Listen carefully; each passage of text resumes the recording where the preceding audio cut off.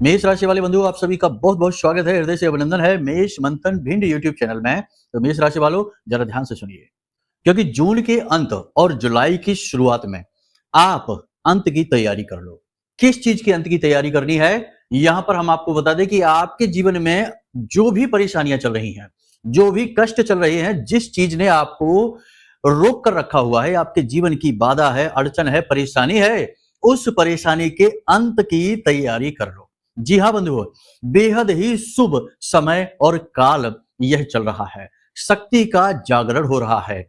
आप इस बात को अपने दिमाग में बैठा कर रखो कि इस समय आप जितना भी अनुष्ठानिक कर्म करेंगे, पूजा पाठ अनुष्ठान करेंगे, किसी भी देवी देवता की पूजा पाठ करेंगे, तो आपको उसका सैकड़ों गुना बढ़कर फल प्राप्त होगा, क्योंकि ये समय ही है सिद्धियों का, ये समय ही है जागरण का। इस समय और काल का सदुपयोग आपको करना ही होगा।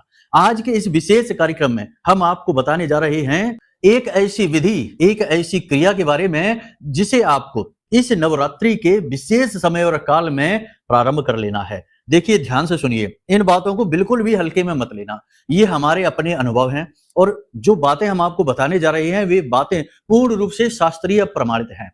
शास्त्र भी खुलकर इस बात का समर्थन करते हैं कि जो भी व्यक्ति इस क्रिया को शुरू करता है अपने जीवन में इस विशेष समय और काल में, जैसे कि शिवरात्रि, कालरात्रि, महारात्रि या फिर नवरात्रि के विशेष समय काल में, तो उसके जीवन से बाधाएं तो 100% समाप्त होती ही हैं। जी हाँ, ये कोई मनगढ़ंत बात नहीं है। साक्ष्य के लिए प्रमाण की आवश्यकता नहीं होती, आप खुद ही अपने अनुभव को साक्ष्य समझ लेना। प्रत्यक्ष को प्रमाण क्या, आप खुद इसे अनुभव करके देखिए, खुद आजमा कर देखिए और इसके जो भी परिणाम आपको प्राप्त होंगे उन्हें देखकर आप आश्चर्य में पड़ जाएंगे। देखो, बातें हम आपको जो भी कुछ बताने जा रहे हैं वे हमारे खुद के अपने अनुभव हैं, हजारों लोगों पर आजमाए हुए हैं। इन बातों से लोगों के जीवन में परिवर्तन आए हैं, ये बात हम तभी आपको बता रहे हैं। ध्यान से आपको सारी चीजें समझनी है। सबसे पहली चीज तो ये कि हम आपके जीवन की 5 बड़ी भविष्यवाणियां करेंगे। इन भविष्यवाणियों में ना केवल आने वाले समय और काल और घटनाक्रम को क्रमबद्ध तरीके से बताएंगे, बल्कि कुछ विशेष सावधानियों के बारे में भी बताएंगे जिनके बारे में जानना आपका हक है, आपको जरूरी है।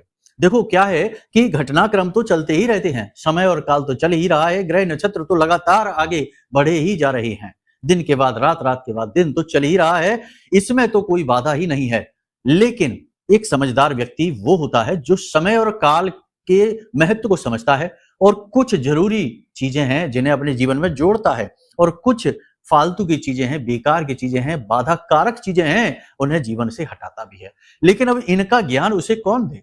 आपने देखा होगा कि पुराने जमाने में जो राजा महाराजा होते थे या जो बहुत अमीर ऊंचे स्तर के लोग हुआ करते थे, उन लोगों के पास पंडितों, ब्राह्मणों के, गुरुजनों के आशीर्वाद, कृपा और सानिध्य रहा करते थे। अपने जीवन की छोटी से छोटी बात के लिए भी वे अपने ज्योतिषाचार्यों से, अपने गुरुओं से, अपने ब्राह्मणों से, अपने कुल पुरोहितों से पूछा करते थे, सलाह मशवरा लिया करते थे, क्योंकि उन्हें समय और काल का बेहतर अनुभव हुआ करता था। तो वे बताते थे तो उनके जीवन में जो भी उपलब्धियां रहती थी वे टिकाऊ रहती थी। राजा युद्ध जीत जाया करते थे, जो धनाढ्य लोग हैं वो और धनी होते जाते थे और अपने जो मान मर्यादा है, वर्चस्व है, उसे कई पीढ़ियों तक ले जाया करते थे। देखो, हर चीज का एक ना एक अंत तो है ही, लेकिन लंबे समय तक अगर एक स्थिति को बनाकर हम रख पा रहे हैं तो ये हमारी बड़ी सफलता है। लेकिन आज की स्थिति तो यह है कि एक इंसान अपने जीवन काल में ही कई बार अमीर बन जाता है, कई बार गरीब बन जाता है, कभी उसके पास खूब सारा धन आ जाता है और कभी खाने के भी लाले पड़ जाते हैं। बहुत सारे हमने ऐसे लोग देखे, हम तो सैकड़ों कुंडलियां, हजारों कुंडलियां कर चुके हैं। बहुत सारे ऐसे लोग हैं जो एक समय पर खूब पैसे वाले थे, आज बिल्कुल कंगाल हैं और हो सकता है आने वाले समय में फिर से, यानी कि एक स्तर को बनाकर ही नहीं रख पा रहे हैं, क्योंकि समय और काल की मांग को नहीं समझते हैं और कुछ तो अज्ञानता का पर्दा भी आंखों पर पड़ गया है। यदि कोई कुछ बताने की कोशिश भी करे तो उन्हें सिरे से नकार देना है, यहां तक कि धर्म भगवान को भी नकार देना है। केवल झूठी मनगढ़ंत बातों के चक्कर में आकर अपने पैरों पर कुल्हाड़ी मार लेना है।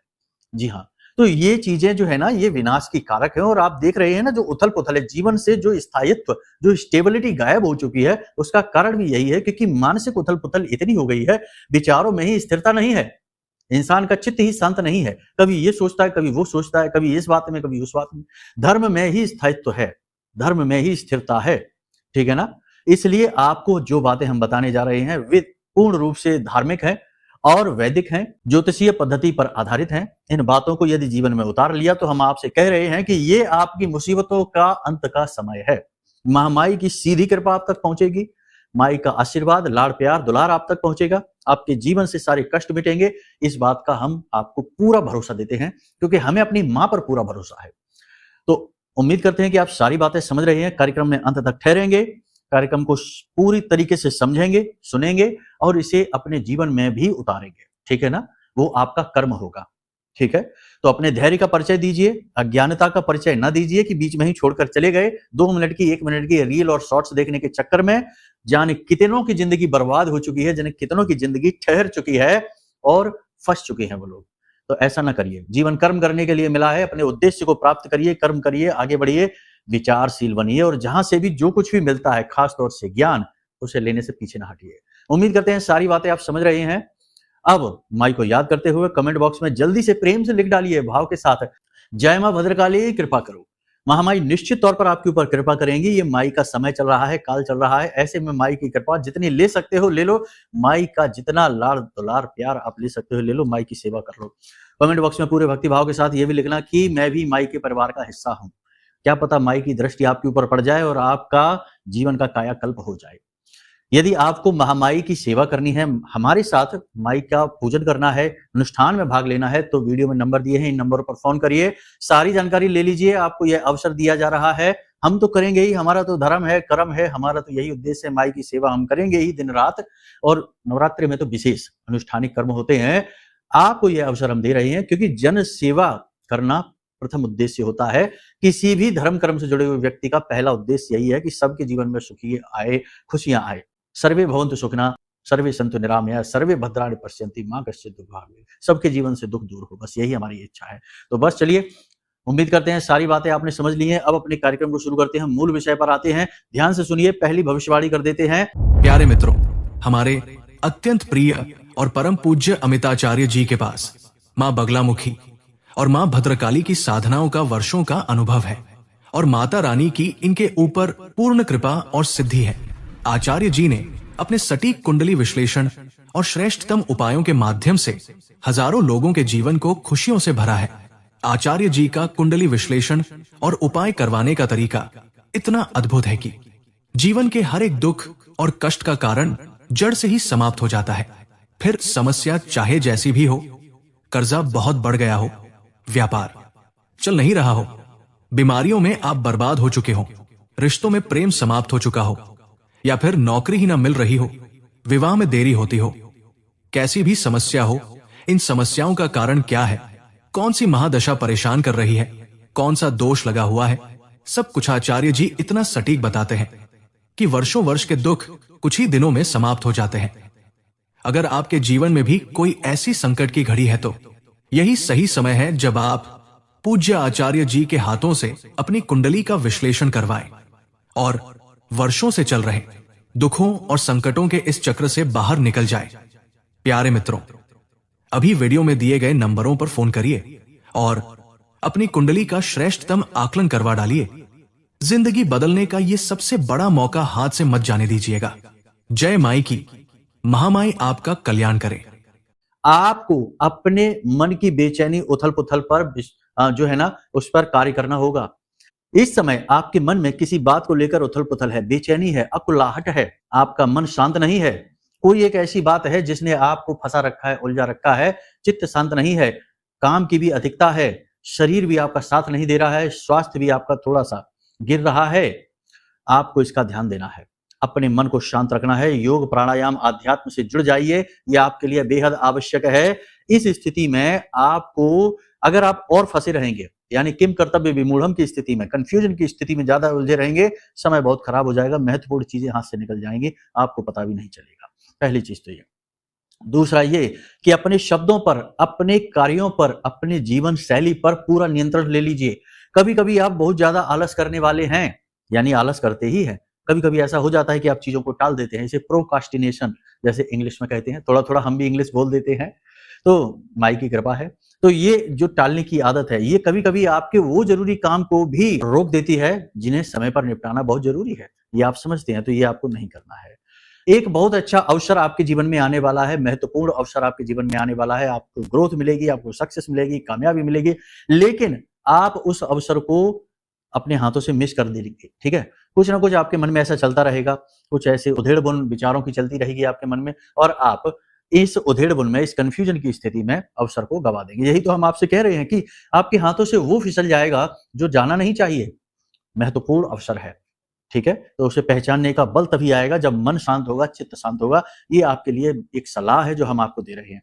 इसके लिए आपको करना क्या है? देखो सबसे अच्छी विधि हमारे ऋषि मुनियों ने बहुत कुछ हमें दिया है, हर समस्या का समाधान दिया है। आप हर समस्या का समाधान निकालने में सक्षम हैं।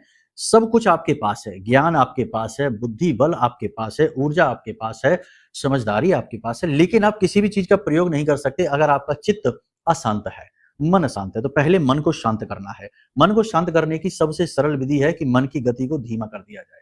कैसे करेंगे आप मन की गति को धीमा? तो बस 10 मिनट का, 15 मिनट का बिल्कुल शांति से एक जगह बैठकर ध्यान की अवस्था में पहुंच जाना।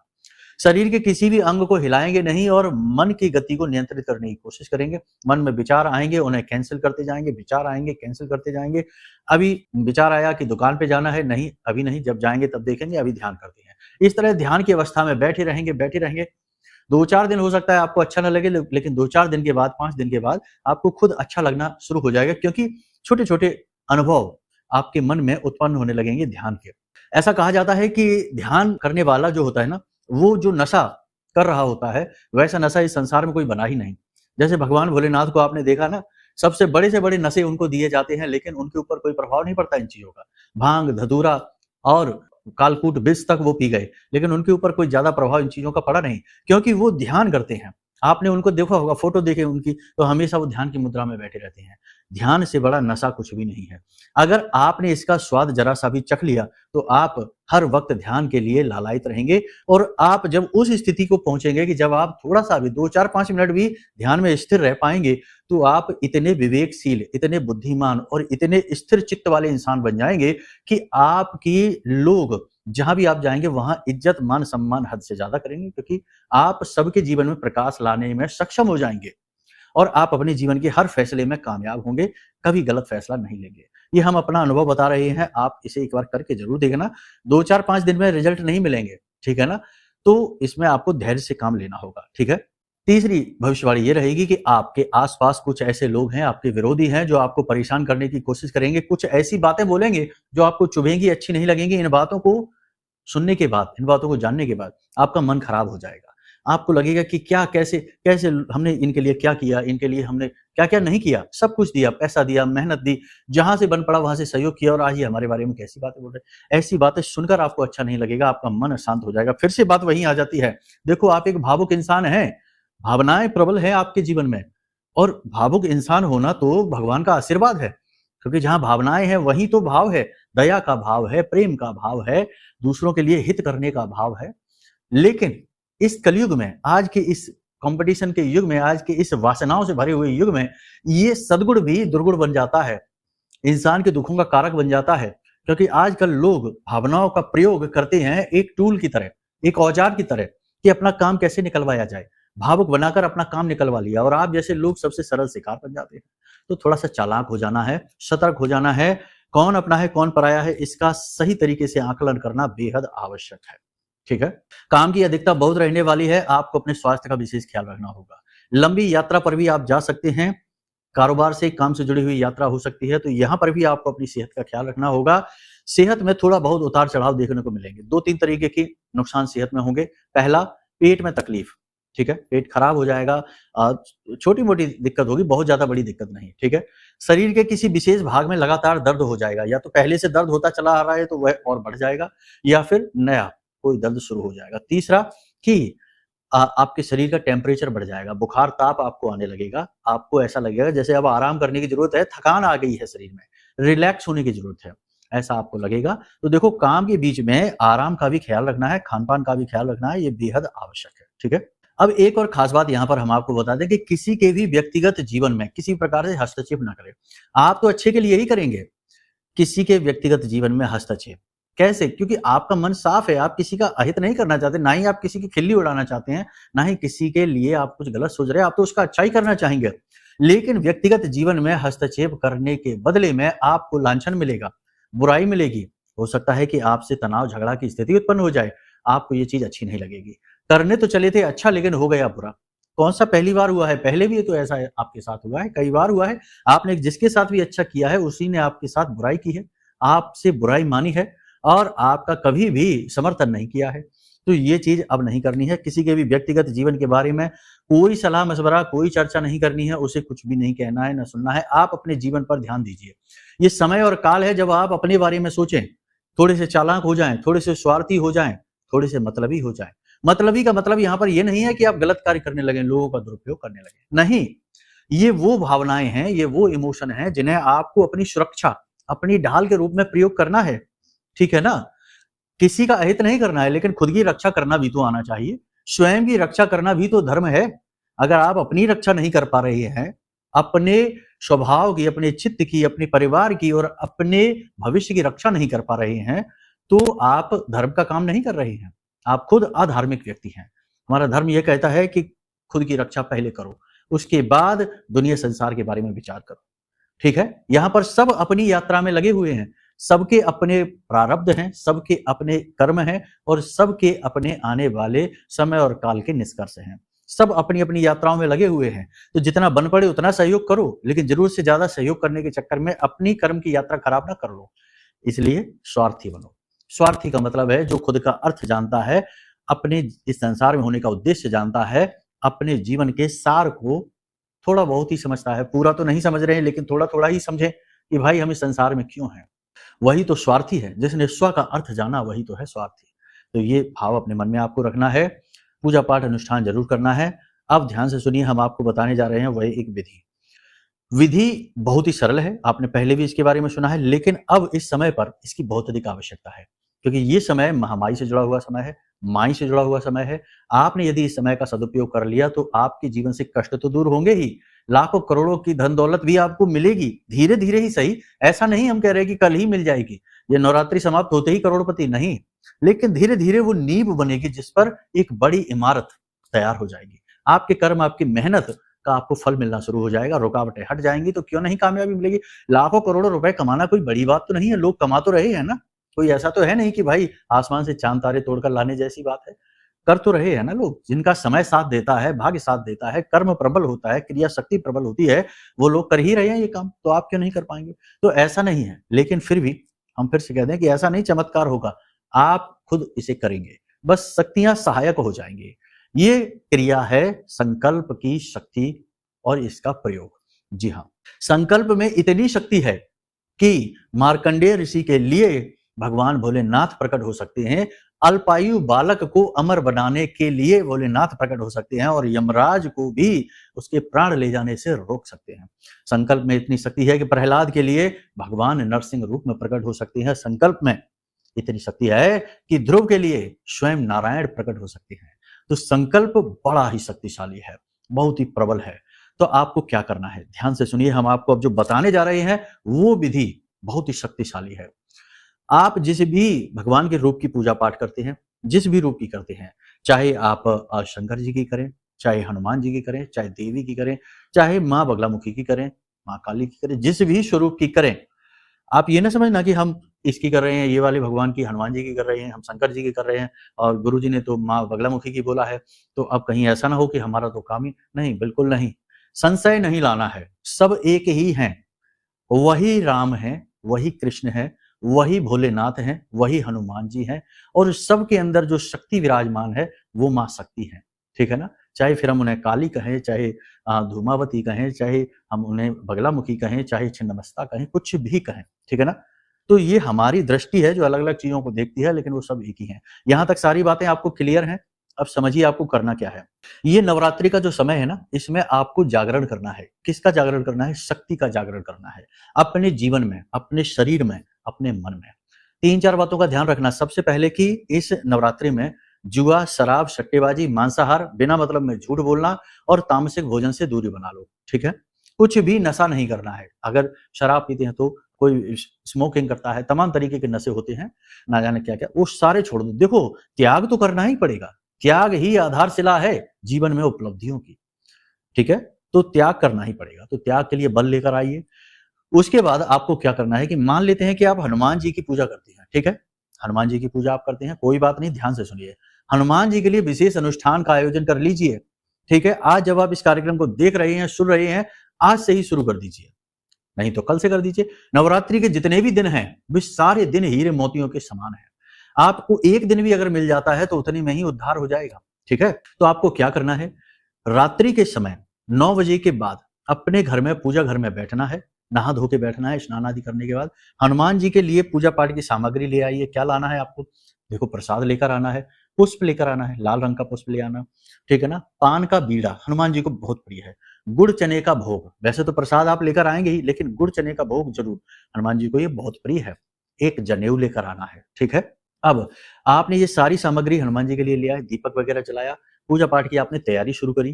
करना क्या है, ध्यान से सुनिए। हाथ में जल लेना है, 21 हनुमान चालीसा पाठ का संकल्प ले लो, ठीक है? कम से कम 21 का। अगर आपके जीवन में दुख बड़ा है और आप मेहनत कर सकते हैं, आप में बल है, तो हम आपको कहते हैं, लिख कर दे सकते हैं कि और मेहनत बताएंगे अभी, वो कर लेना। हनुमान जी स्वयं आपकी इच्छाएं पूरी करेंगे, बड़े से बड़ा दुख चुटकियों में दूर कर देंगे, ठीक है? तो जो सतबार पाठ कर कोई छूटे बंद महासुख होई, महासुख, ठीक है ना? तो सतबार पाठ, सत यानी 100, यानी प्रतिदिन 100 हनुमान चालीसा पाठ, यानी 108 का कर लेना। हमारे यहाँ 108 एक अच्छा नंबर है, ब्रह्मांडीय नंबर है, ईश्वरीय नंबर है, दिव्य है। 108 हनुमान चालीसा पाठ का प्रतिदिन का अनुभव, ठीक है? समय लगेगा, 4-5 घंटे लग जाएंगे। मेहनत कर लो। क्या आप मेहनत नहीं कर रहे हैं? वैसे भी तो आप बहुत मेहनत कर रहे हैं। जीवन में कितना स्ट्रगल, कितना संघर्ष, कितनी उठापटक, खींचतान आपने की है, इसमें भी कर लो, भगवान के नाम से कर लो, ठीक है ना? जितने भी बचे हुए दिन हैं, रात भर जाग कर मेहनत कर लो, हनुमान जी के चालीसा का पाठ कर लो, ठीक है ना? 108 का कर लो, नहीं कर सकते तो 21 का तो कर ही लो। 21 हनुमान चालीसा का पाठ प्रतिदिन करना है आपको, रात्रि के समय 9 बजे के बाद, ठीक है? बस इतना सा आप कर लो। भगवान को आपने भोग लगाया है, प्रसाद चढ़ाया है, सब कुछ किया है। बाकी वहां पे बैठ के, एक ही जगह पे बैठकर, एक ही आसन पर बैठकर 21 हनुमान चालीसा का पाठ का संकल्प ले लो। जो भी आपकी तकलीफ है, दुख है, परेशानी है, जो आप चाहते हैं अपने जीवन से, उसके लिए हाथ में जल लीजिए, थोड़े चावल लीजिए, एक पुष्प लीजिए, अपना नाम, अपना कुल, अपना गोत्र, अपना स्थान जहां पर आप अभी रहते हैं, और अपनी इच्छा मनोकामना कि भगवान हमारे ऊपर बहुत कर्जा है और इस कर्ज से हमें मुक्ति दिलाओ, ठीक है ना? या फिर हमारा व्यापार डूब रहा है, भगवान हमारे इस व्यापार को ऊपर उठाओ, भगवान हमारा घर गिरवी रखा है, भगवान इस घर को बचाओ, ऐसे करके संकल्प लेना है और जल छोड़ देना है। पहले दिन ये संकल्प लेना है, उसके बाद आपको लगातार, फिर बाद में संकल्प नहीं लेना, लगातार प्रतिदिन निश्चित समय पर बैठकर 21 हनुमान चालीसा का पाठ, है ना? संकल्प में आप ये भी जरूर कहना कि हम पूरे नवरात्रे प्रतिदिन रात्रि के समय 21 हनुमान चालीसा पाठ का संकल्प लेते हैं, ये जरूर आपको कहना है, ठीक है ना? ध्यान से समझ लिया आपने? फिर से बता देते हैं। जल लिया, पुष्प लिया, चावल लिए और हाथ ऐसे किया हनुमान जी के सामने, हे बजरंगबली, हे हनुमान जी, हमारे जीवन में यह बहुत बड़ा कष्ट है, हमारा मकान गिरवी रखा है, ये मकान जाना नहीं चाहिए। इस मकान को बचाने हेतु नवरात्रि के पूरे समय और काल में प्रतिदिन 21 हनुमान चालीसा पाठ का हम संकल्प लेते हैं, आप हमारा साथ दीजिए। तो इस प्रकार जल को नीचे छोड़ दीजिए, ठीक है? ये संकल्प हो गया। अब पाठ शुरू कर दीजिए, लगातार पाठ शुरू करिए। उसके बाद जब आपका पाठ पूरा हो जाए तो जो दीपक आपने जला रखा है, बड़ा सा दीपक जलाना, उस दीपक में आप 2 लौंगे डाल देना, बस इतना सा आपको करना है। अब यही कार्य आप शंकर जी के लिए कर सकते हैं। उनका अनुष्ठान की विधि आपको यदि चाहिए तो हम आपको बता देंगे, व्हाट्सएप नंबर पर आप मैसेज कर देना, फोन कर देना। और यदि आपको समझ में नहीं आ रहा कि क्या करें, किसका करें, तो माँ बगलामुखी का, इस कलयुग में सबसे जल्दी प्रसन्न होने वाली, सबसे तीव्र फल देने वाली, राजसिक सिद्धि, अपने बच्चों को सबसे ज्यादा प्रेम करने वाली माँ बगलामुखी से बढ़कर कोई नहीं है। इतना देंगी, कहां कहां से देंगी आपको पता भी नहीं चलेगा, मतलब कि सोच समझ से बाहर हो जाएंगी चीजें। इतना सहयोग माँ करती है अपने बालकों का, बच्चों का। तो माँ बगलामुखी की पूरी साधना विधि यदि आपको चाहिए तो नंबर वीडियो में दिया है, इन नंबरों पर फोन कर लेना, व्हाट्सएप मैसेज कर लेना, हम आपको सारी विधि भेज देंगे, बिल्कुल मुफ्त रहेगी, उसके पैसे नहीं है, वो हमारी तरफ से आपको उपहार है नवरात्रि का, ठीक है? हम तो देखो माई के सेवक हैं, तो हम तो माई की ही चीजें आपको दे पाएंगे। बाकी किसी अन्य देवी देवता के बारे में है तो थोड़ा मार्गदर्शन आपको अवश्य दे देंगे, लेकिन माई की भी आप करें तो वो सर्वश्रेष्ठ है, ठीक है? माई के लिए भी आपको यही करना है कि प्रतिदिन 11 माला का जाप, इस मंत्र का। ये मंत्र हम आपको बताएंगे नहीं, आप जब हमसे मांगेंगे तो हम साधना विधि के साथ आपको भेज देंगे, पूरा एक वीडियो बनाकर भेज देंगे, उस वीडियो में सब बताया है हमने विस्तार से, ठीक है। तो 11 माला मंत्र जाप आप प्रतिदिन करिए, आपको लगभग 2-2.5 घंटे लगेंगे, इसमें 2 घंटे 2.5 घंटे लगेंगे। मेहनत तो लगती ही है, लेकिन दिव्य शक्तियां भी मजबूर हो जाती हैं फिर, है ना। भगवान श्री कृष्ण ने गीता में क्या कहा कि हे अर्जुन, मानव के अंदर इतना बल है, उसकी दृढ़ इच्छा शक्ति में इतना बल है कि वो अगर चाहे तो भगवान को भी मजबूर कर देता है अपने सामने प्रकट होने में, है ना। तभी तो 5 साल के ध्रुव ने भगवान को भी मजबूर कर दिया कि उन्हें आना ही पड़ा। तो आप समझिए, तो आपको बस ये करना है, यानी अनुष्ठान करना है, संकल्प की शक्ति का पूरा प्रयोग करना है। ये संकल्प की शक्ति आपके जीवन को पूरी तरह से बदल देगी, हम आपको विश्वास के साथ कहते हैं, ठीक है। अब इस विषय में आपको और अधिक जानना है, ज्ञान हासिल करना है, तो आप हमारे व्हाट्सएप नंबर वीडियो में हमने दिए हैं, इन पर फोन करके पूछ सकते हैं, मैसेज करके पूछ सकते हैं, कमेंट करके पूछ सकते हैं। यदि आप किसी विशेष शक्ति के बारे में जानना चाहते हैं, अनुष्ठान के बारे में जानना चाहते हैं, तो वो भी पूछ सकते हैं, हम आपको वो भी बता देंगे, मार्गदर्शन आपको दे देंगे। और ये मत सोचना कि अभी तो नवरात्रि के दिन निकल गए, 2 दिन निकल गए, 3 दिन निकल गए, आप क्या करें, 4 दिन निकल गए, क्योंकि हो सकता है आपको ये कार्यक्रम 2-4 दिन बाद मिले देखने को। एक दिन भी यदि आपको मिल जाता है तो वो भी आपका बहुत बड़ा भाग्य है, बहुत बड़ा नसीब है, बहुत बड़ी किस्मत है आपकी।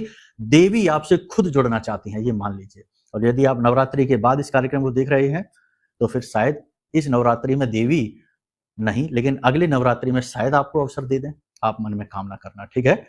कोई बात नहीं है, आपको हम जितना हो सके उतना सहयोग देने की कोशिश कर रहे हैं।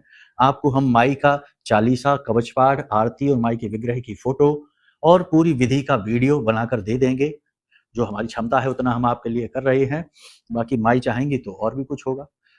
तो उम्मीद करते हैं सारी बातें आपने समझ ली हैं। सावधान रहिए, संभल कर रहिए, अपने परायों का सही भेद जानना सीखिए, अपने समय, ऊर्जा और अपनी भावनाओं का निवेश सोच समझ कर करिए। फिजूल खर्ची इन चीजों की अच्छी नहीं होती है।